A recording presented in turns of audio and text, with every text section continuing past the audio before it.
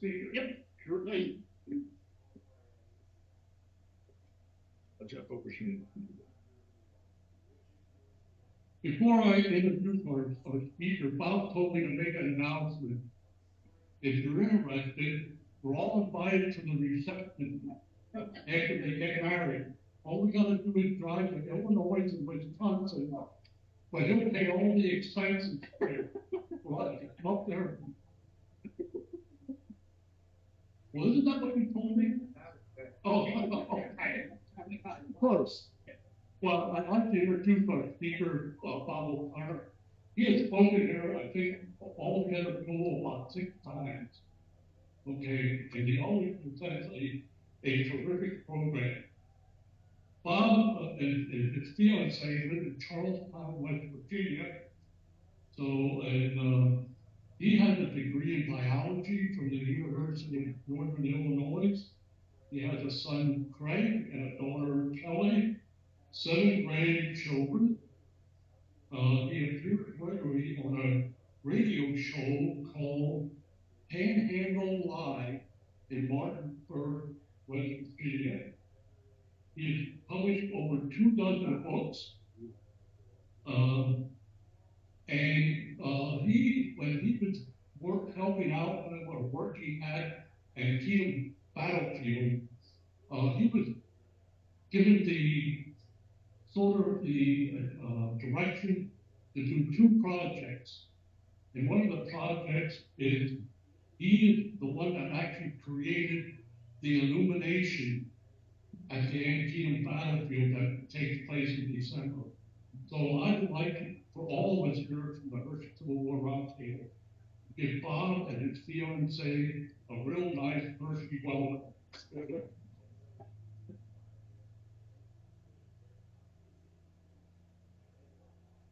You should be good now. Are you sure? Okay. Next, the remote should be working. Thank you. It's nice to be back in Hershey. For those who don't know, I lived in Hershey for about 3 years, starting in 1995, and was executive director of the Hershey Partnership. My office was in one of the school buildings that was right at the entrance of Hershey Park, where the bathrooms were, and where you got on the tram, and that building is no longer there. And the only times I've been back since is speaking at this group, so it was nice to come back today and do a little tour and get reacquainted with some of the people that I knew from here at that time.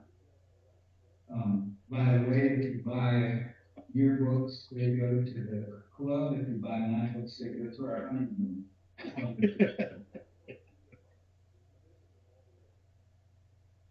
What he did do was introduce my fiance Pam, who's sitting right here. Stand up.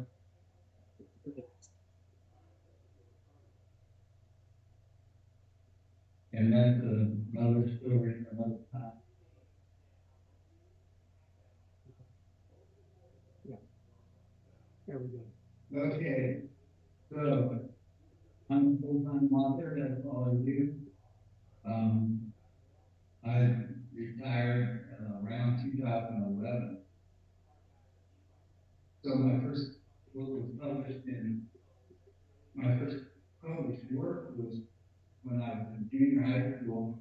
Back in Illinois, they had a Illinois Historical Society magazine for adults, and they had a junior historical society magazine for the youngsters, and that's my first published work.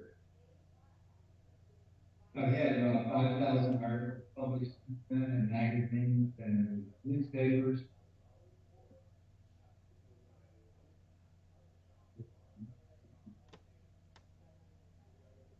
There we go. My first book came out in 2006. I now have 32 books in print, including a children's book with 5 ebooks. We were told a bunch of years ago that all our books had to be ebooks because the only way people were going to read books was by Kindle, and that was a big lie back then. Not many my books on Kindle, but I still sell quite a few of the traditional paperback books. So I like to write about topics that nobody's ever heard of. So people, anybody ever heard of Sarah Slater? Well, see, We will now. you will not, if I can get this thing to work. So, I also like to be a local connection. I live in the eastern panhandle of West Virginia, right outside of Harper's Ferry. We've been to Harper's Ferry, it's on 4 miles away. In the town where John Brown was tried and hanged, we say that John Brown is still hanging around her. So Mr. Slater is one of those people that I discovered that I never heard about, and as I started doing research, I found that she was a very interesting character. Now it's going without me. Oh, you. I just need to know for some exactly. Okay, well, I'll give you a nod and throw it away. But it does have a pointer, right? Yeah, tell you what. These are really, yeah. Okay. So this is Sarah Slater. Yep, you hit the right button. We'll get this going. Technology is wonderful. Here we go. So she was born in Connecticut. So she was a Yankee. January 12, 1843, this is the only known photograph that we have of her. Her father was a high school French teacher. Her mother was born in Trinidad and spoke French. And her grandmother was from Martinique. So the family spoke French at home. That's very important to the story. So as a youngster, she always tried to be somebody that she wasn't. She always fantasized being somebody that was a great French actress. And she, when people would ask her what her name was, she always gave them a fake name, which was kind of fun for her. So she used Antoinette Renault often, which was her mother's maiden name. So her parents got a divorce, and she lived with her brother in North Carolina. So when she was in North Carolina, her mother, who lived in New York City, invited her to go visit her mother as a surprise for Sarah's birthday. And her mother was very mysterious and didn't tell her what was going to happen, but told her to wear her finest gown and that they were going to go somewhere. So she ended up taking her mother ends up taking her to Albany, New York on the train and stayed overnight there.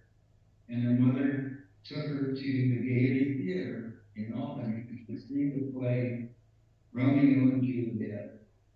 Well, this was a complete surprise to Sarah, and she was very excited, as you would think that this young girl might be, who wanted to be an actress anyway.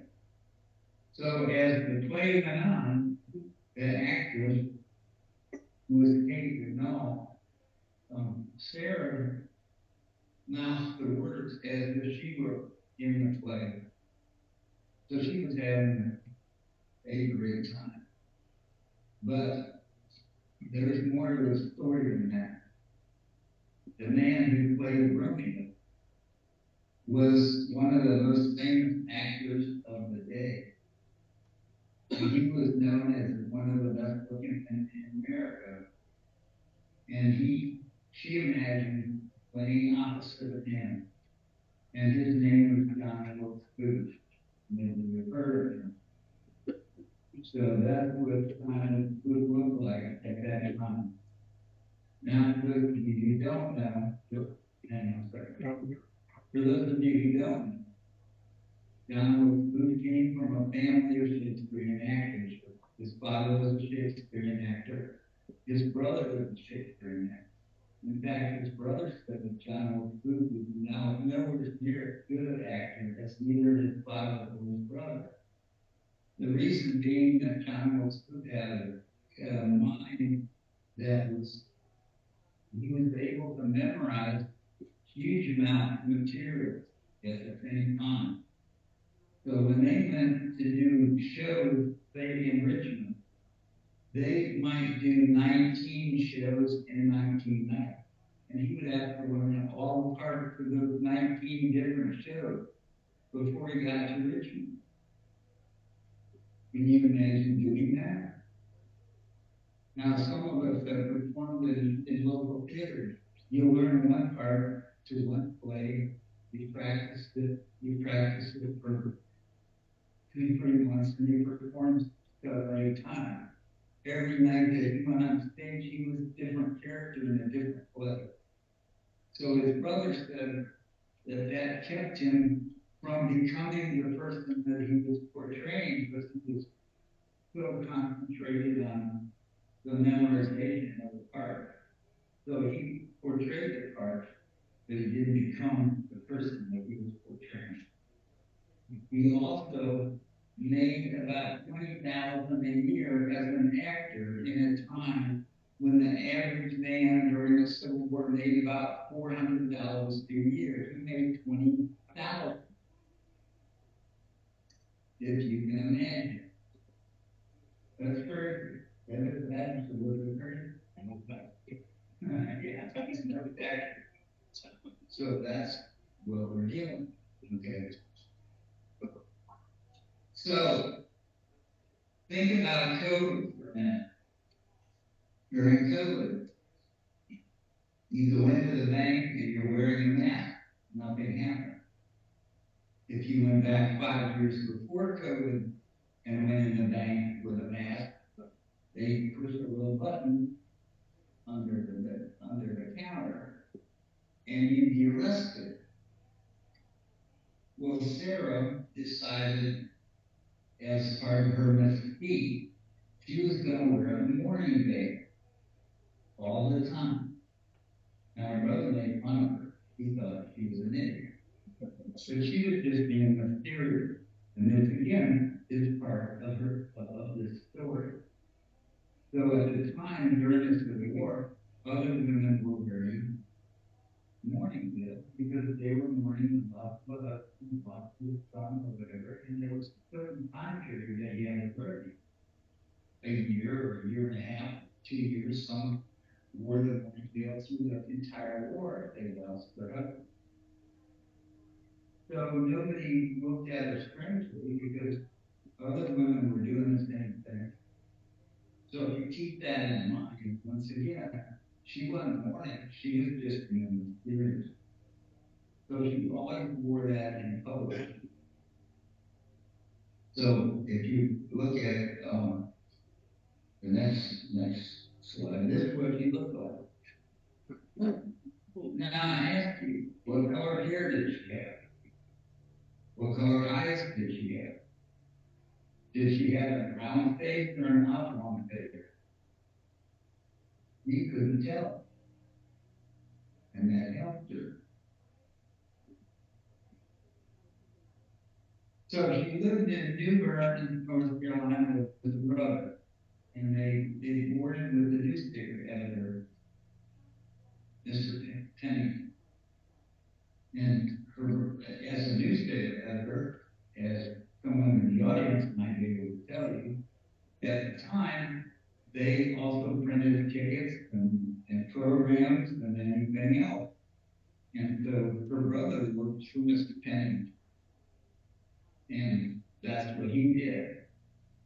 And Mr. Pennington gifted her dance lesson at the Rowan Dance and Waltzing Academy in New Bern. So Sarah didn't have a partner, so she ended up dancing with Mr. Slater. So this is an advertisement from the actual Civil War newspaper. Now, how many of you, when you were in junior high school, if you remember that far back, how many of you were sent to have dance lessons by your parents? I certainly was. I remember them quite a bit. We all knew how to dance, but all the women were over there and all the men were over here. So then we had to figure out a way to get together. But I took dance lessons. So this was in the ballroom of the hotel, and she was dancing with Mr. Slater. So she loved dancing, and he loved her, and he proposed, and they married in June 21st, 1861. So that's where she got her last name, Slater. There, Slater. So the war began, and her two brothers enlisted in the Confederate Army. Now, they had all been born in Connecticut, but they all lived in North Carolina. So they joined the Army, Confederate Army, two of the brothers. Ron's dance studio closed. Why do you suppose that happened? All the men were gone. Who were the women going to dance with? All the men were gone, so he closed it. And he became the purchasing agent for the Confederate Army because he didn't want to serve. And that was the way that he had some connection, he had a job. So this aspiring actress, Sarah, was not living her dream life that she thought she would have been by that time.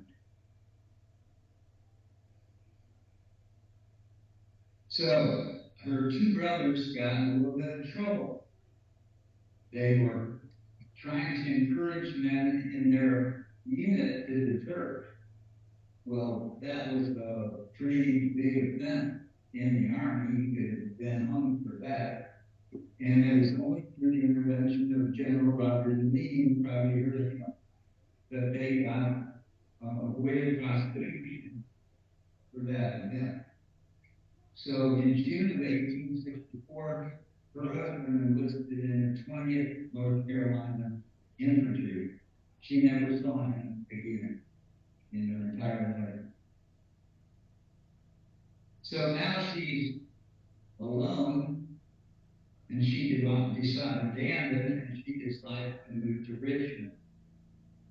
So while she's in Richmond, her mother invited her to visit.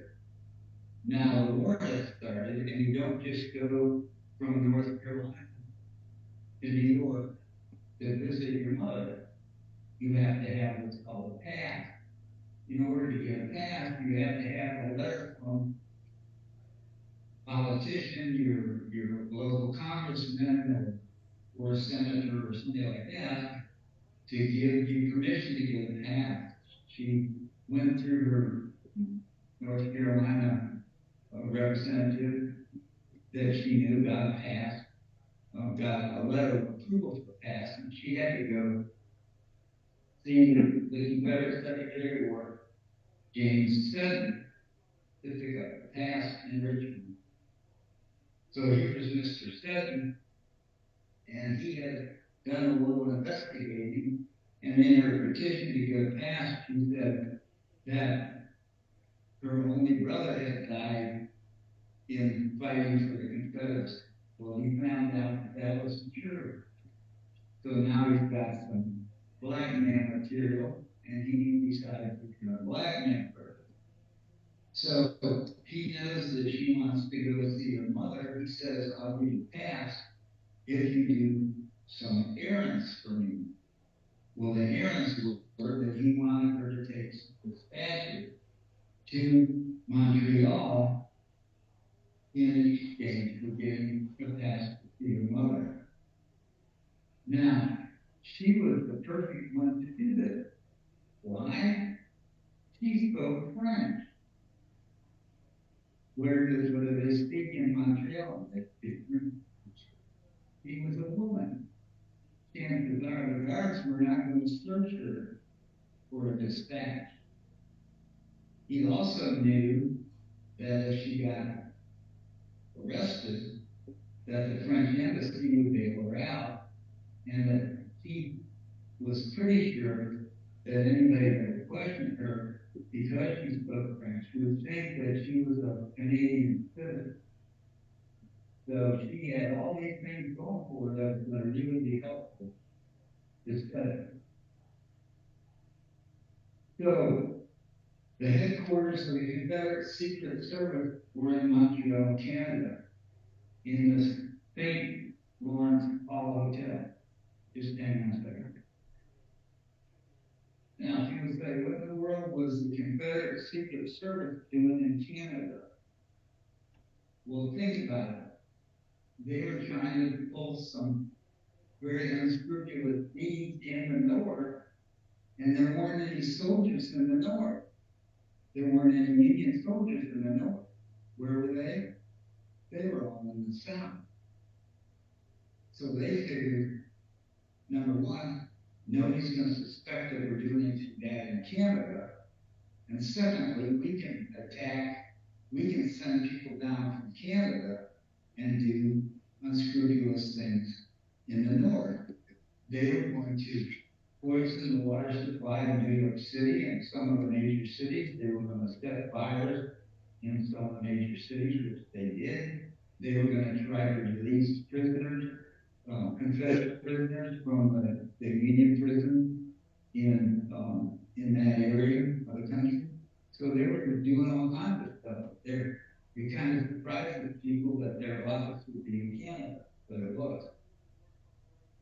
So Simmons got her kind of behind the 8 ball, and she wants to go see her mom, she got to do this. But when she started thinking about it, well, this would give me a great opportunity to hone in my skills as a French actress, because I can play the role of the courier, and I can take these dispatches. I'll have a little fun. He gives her a derringer, so she thought that was cool, but she was armed and dangerous. And she was just gonna, play around. Okay. Okay, this is the St. Lawrence Hall Hotel. Was certainly not a little place. It was right in the middle of Montreal. I mean, very obvious, but it wasn't obvious that they had an office there. Okay. And so she was questioned, the embassy would bail her out. So she would be the perpetrator. So she didn't have a choice, but she decided that she'd have a little fun with it and she'd do it. Okay. So these are her two contacts in Montreal. The top gentleman is Jacob Thompson, head of the Confederate Secret Service. The bottom one is Brigadier General Edwin Ray Lee, who's a relative of Robert E. Lee. He was from Shepherdstown, which is the next town over from Charlestown. There's my local connection. Both of those guys were implicated when they set up the commission to try the conspirators, because the federal government thought that Jefferson Davis was involved in killing Lincoln, which he wasn't, but so they couldn't never vote him. So as a courier, she traveled back and forth to Montreal on 3 different occasions in February 1855. And she stayed one night at the famous boarding house of Mary's Garage. You probably know that name pretty well. There's Mary's Garage, which is a boarding house. Mary's Garage was the only lady that was hanged in the conspiracy trial. And her son, John, was also implicated.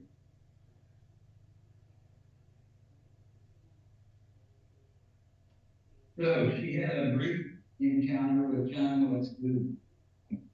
He had a room at the Mary's Garage boarding house. When she arrived, the room wasn't ready. The Mary's Garage takes her into the parlor. and told her to wait while the food got cleaned up. And there in the parlor was John Wilkes Booth. She told him that she had seen her play in Albany, New York, that she wanted to be a French actress. He ended up taking her for the theater, which was about 6 blocks away. And they went on stage and they did a few lines from Romeo and Juliet together, which was pretty cool for her. So there's Booth and there's the theater. So this is John Harris Surratt Jr., this is Mrs. Surratt's son. She became very good friends with him. He traveled with him on several occasions, including to Montreal, to deliver the message. So just to give you an idea of the timeline of the assassination and the trials, in order to show where she fits in, President Lincoln was shot on the 14th of April. He died on the 15th of April. John Wilkes Booth's escape was killed on April 26th. The conspirator trials began on May 8th. And John Surratt fled and was not found until 1867. He fled to Europe, ended up as a guard in Rome for the Pope. He was found and brought back, and I'll talk about that in a minute. So government investigators arrested Sarah Slater and interrogated her for 4 hours on May 2nd, which is right before the conspiracy trial started on May 8th. She was interrogated for 4 hours by Maryland Provost Marshal James McPhail. But McPhail was so confused when he questioned her that he didn't know whether he was coming or going. So he was convinced that she had traveled to Canada with John Wilkes Booth. The only time she ever traveled with John Wilkes Booth was from Mary Cross boarding house to Ford's Theater and back, a total of about maybe 12 or 14 blocks round trip. She was convinced that she had traveled with John Surratt to Richmond, which she had not. He was convinced that she had brought 2 trunks from Richmond to Mary Surratt's house, but she didn't. He was convinced that she was known as Kate Thompson, and that she used that as an alien, but that wasn't her. And Kate Thompson was a completely different person. He was convinced that she was employed by the Confederate government. She wasn't paid. She was doing a favor for them so that they would do a favor for her. So he finally released her. So the conspiracy trials began on May 8th. Stenographers were in the courtroom. They took down word for word every word that was said in the trial by both the questioners and the person, the witness. And it appeared in the Washington newspaper every morning. So you could sit at home and read everything that happened the day before. Now we don't think of 1860, the 1860s as being as sophisticated, but they were. So the newspapers carried that account the very next morning. So the stenographer would sit through the trial, and then he would go from his notes and transcribe everything that night, give it to the newspapers, and it would be published the next morning. Pretty amazing for that time period. So the trial lasted all the way through June 30th, 1865. 4 were executed, including Mary Surratt. And her son, who was great friends with John Wilkes Booth, was much more involved in it than he got away. So in the testimony, her name came up all by several of the witnesses. George Azarot, in his confession, said that he had taken her across the river in a boat on the way from Washington, on the way from Richmond to Washington, but they had not spoken. And she was wearing a veil, but he wasn't able to describe who she was, or whether it was actually her. So Louis Blackman was the number one government witness. He lived in Mary Surratt's boarding house. They had never met. Although she stayed in his room the night that she stayed in Mary Surratt's boarding house, because they moved him out because they didn't have room for her. So John Houlihan, who was a Confederate courier himself, testified that he had traveled to Montreal with her.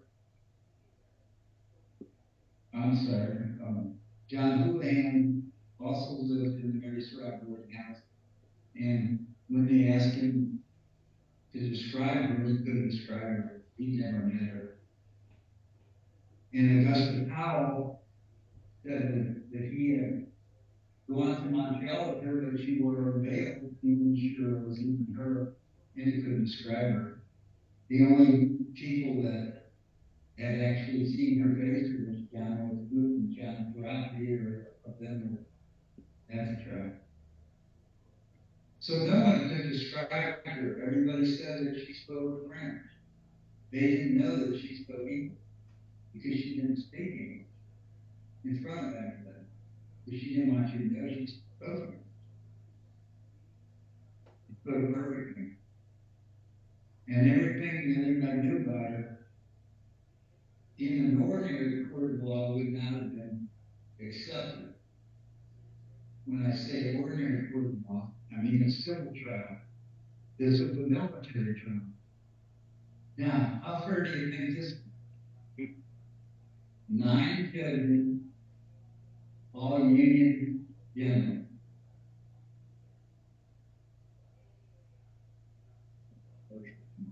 Not impartial. How can you say that, Joe? A little biased? Crazy. So, when John Surratt was captured, he was brought to trial. He had a civil trial.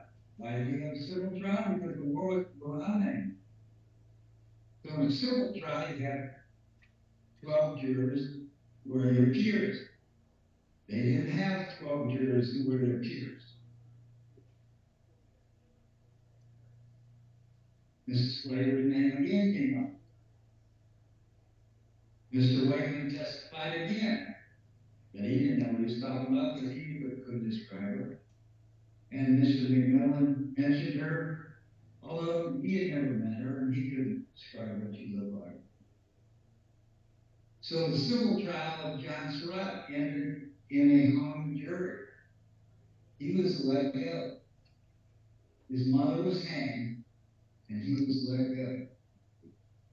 8-4 to acquit. The government tried a second trial that never materialized. He was set free. So what do you suppose he did? He went on a lecture circuit. And guess what? When you're on a lecture circuit, you don't have to do what? I promise to tell the truth, the whole truth, nothing but the truth. You don't have to do that if you're on a lecture circuit.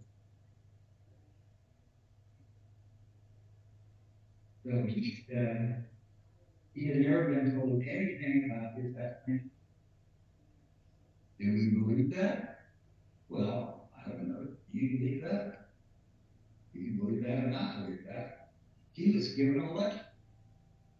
When you give a lecture, you don't pledge your allegiance to the truth.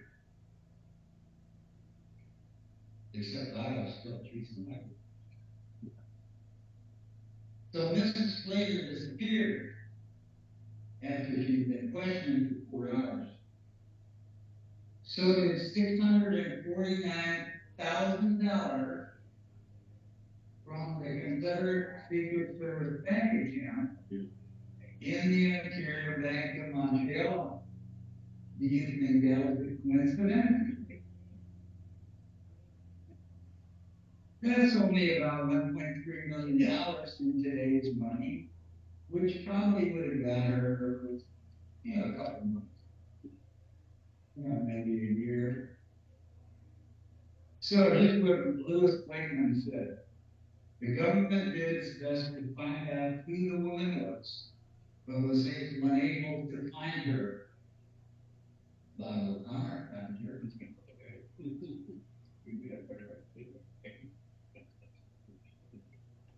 So why was she never found?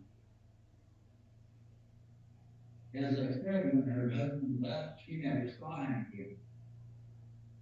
No one in her neighborhood ever seen her with a veil, because now the war was over. Nobody's wearing veils. Did she stick out? No, because nobody else was wearing a veil either. She had remarried. Her name wasn't Slater anymore. They were looking for Sarah Slater, a woman with a veil, who spoke French. Well, none of her neighbors spoke French, so nobody knew she spoke French because she spoke English everywhere she went. She didn't need to speak French anymore. And she was considered too pretty to be the missing naked conspirator. So here's the book. The book is historical fiction, about 95% true. I read it most of the fiction, but my research is very well researched. My research is very well researched. That's a better way to say that. I can think of it right now. All my fiction tales are written in first person, so it's kind of like she telling their own story. And all the situations and all the characters are real. The conspiracy trial and testimony in John Brown's trial is all on the record from the stenographers that were there. There's the book. It's 234 pages. It sells for $18, including a Spanish sales tax. Just a couple of my upcoming projects, and then I'll ask for questions. Add your Doubleday. Anybody know that name? Baseball. The Cooperstown Hall of Fame was opened on the 100th anniversary of the date that Henry Doubleday allegedly invented baseball. The name of my book is Henry Doubleday, the Civil War gentleman who did not invent baseball. He absolutely did not invent baseball. He never claimed that in his lifetime that he invented baseball. Other people claimed that he did. He didn't. I learned when I was a kid that Henry Doubleday invented baseball. When you go to Cooperstown, the major league teams that play there that week play on Doubleday Field. But I dare you to find a statue in the museum because there is none. If you want to see a statue of Henry Doubleday, where do you have to go? Gettysburg. I'm working on a prequel to the Perfect Steel Trap Arthur Series, 1859, which is the story of John Brown's raid at Arthur Series.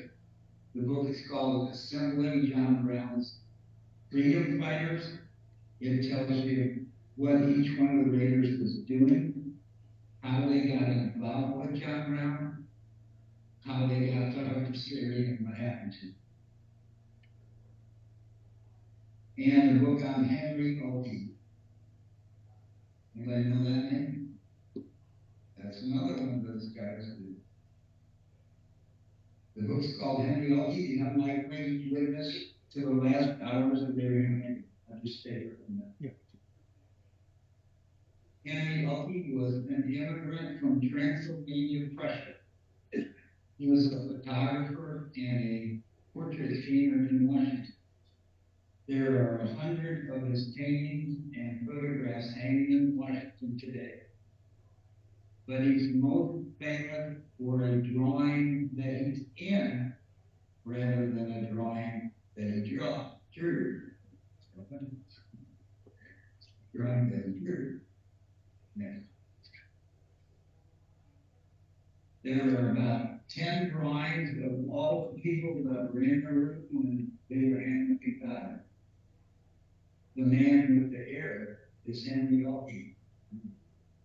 Everybody else was on the cabinet, the family, doctors, or religious people. What was Henry Alkey doing there? That's what I don't know. That's what the book is about. So again, I have all my books back there. Do you have any questions that you might have?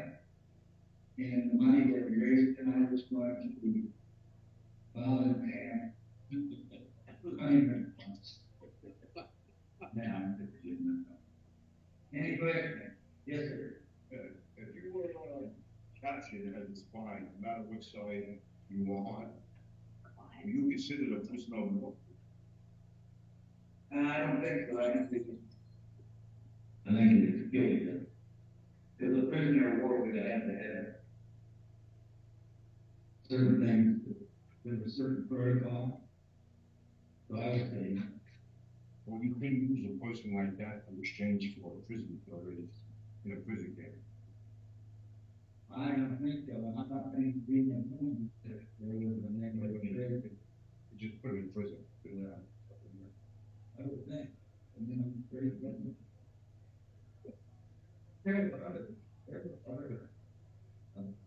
When there were three down the road.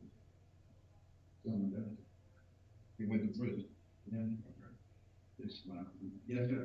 Was McPhail a Pinkerton agent? I don't think so. I think there is a Pinkerton agent by that name, but I don't think they were the same person. This guy was trying to think. I think he was German because his in the transcript, I got the feeling that he didn't speak English very well because some of the wording, it was hard to. I had to kind of. Because Pinkerton and his agents were all over the Oh yeah, they were for sure. I'm not sure on that one. Good question. Anybody else? Yes, ma'am. Tractor, monster, yeah, and when did she die? Because she had a long life. That's in the book.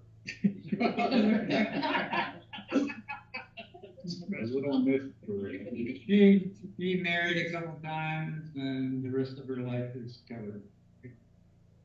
I can't tell you the whole story. Well, do you know where she's buried? That's in the book. Cemetery. In a grave somewhere. Somewhere. No, it's in there. Yeah, I researched all that. Anybody else? Yes, sir. I don't know, I read somewhere, maybe, obviously you would know the answer, was Harry Tubman a Union spy? I don't know. I don't think so. She did lead a Union soldier with that. Did you know that? But I don't think she was considered a spy. She was mostly bringing people out and other active on their good. Which I don't think he was a spy. I think so. Alan Powell seen that. A lot of the spies, the women spies would carry this badge of their messages back and forth because they get in the line so easier. And Rose Greenhouse was very much known as fraternizing with a lot of the generals and that, trying to get a little pillow talk on here. Yep.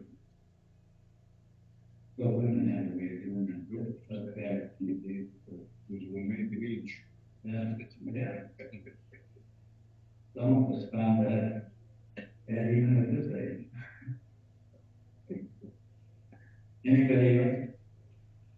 Yeah, it was fun coming here. I really appreciate the fact that, I keep getting invited back there, so. I'll be happy to sit back here and study some books and chat with you. So thank you very much. Well done, brother. What? I can take it all with you. Yours. Never wedding. So, let's get Bob and his feel and say, I form, thank you. Happy Fair to you. Thank you so much. You're a gentleman and it's power. Okay, thanks, everybody. Like I said, we do have some books, the magazine in the back for your interest besides Bob's books. And next month we have, basically, we'll be talking about Mary Surratt and the Lincoln assassination. So we will continue on. So thank you all very much. See you all next month. No.